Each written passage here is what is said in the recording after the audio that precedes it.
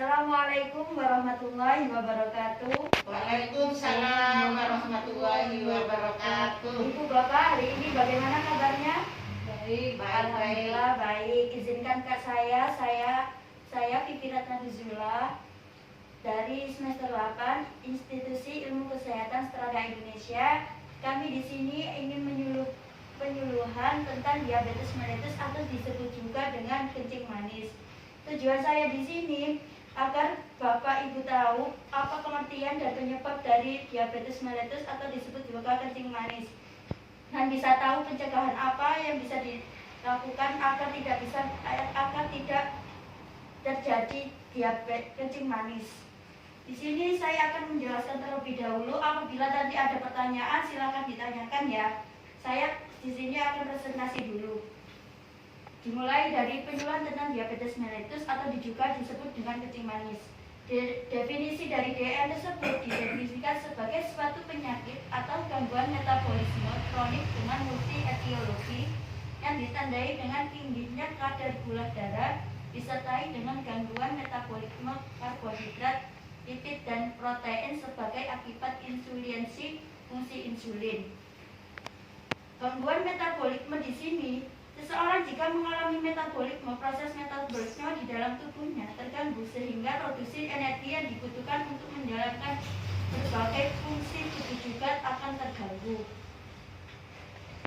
Etiologi atau disebut dengan penyebab. Faktor penyebab diabetes mellitus. Yang pertama, faktor dari keturunan. Yang kedua, gaya hidup. Yang ketiga, obesitas atau kegemukan. Yang keempat, penuaan. Yang kelima, infeksi. Yang nomor 3, obesitas atau kegemukan. Kenapa bisa terjadi pada penyebab diabetes mellitus? Karena bisa mengalami dalam DM karena ada perubahan penyebab jaringan lemak melepaskan molekul lemak ke dalam darah sehingga dapat menyebabkan kekurangnya sensitivitas insulin. Selanjutnya, mekanisme klinis. 1. Adanya tanda-tanda klasik hiperglikemi, polidipsi, banyak minum, poliurin, banyak kencing, polipagi, banyak makan. Yang kedua, kelemahan tubuh.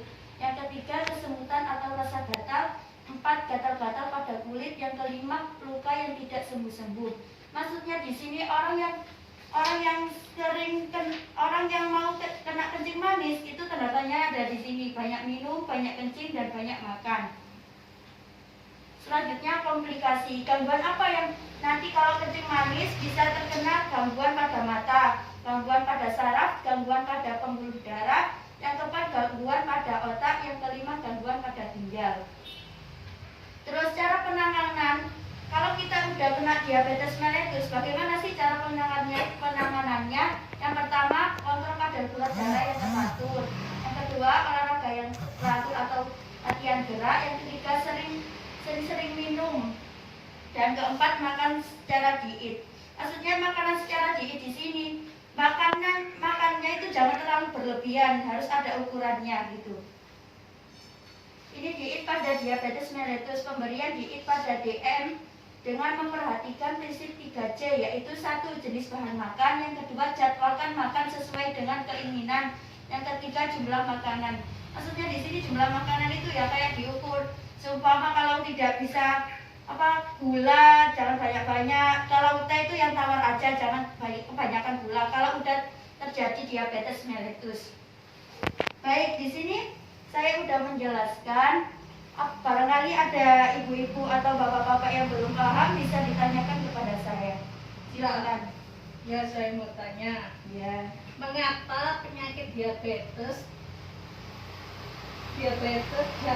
bisa jadi dari faktor keturunan? Ya, ini dijelaskan ya nomor 1, faktor keturunan. Kenapa bisa menyebabkan diabetes mellitus? Karena faktor genetik. Memang membuat seseorang memiliki resiko lebih berat untuk kena diabetes. Berbagai penelitian bahwa resiko seorang anak terkena penyakit diabetes akan lebih besar ketika ibunya memiliki juga. Jika ibunya memiliki riwayat penyakit DM, maka insya Allah anaknya akan keturunan kena penyakit kencing manis karena dari faktor genetik. Baik, ada yang ditanyakan lagi dari penjelasan saya yang saya presentasikan? Sudah Ya. Baik, ini Ini leaflet ya buat dibaca di rumah.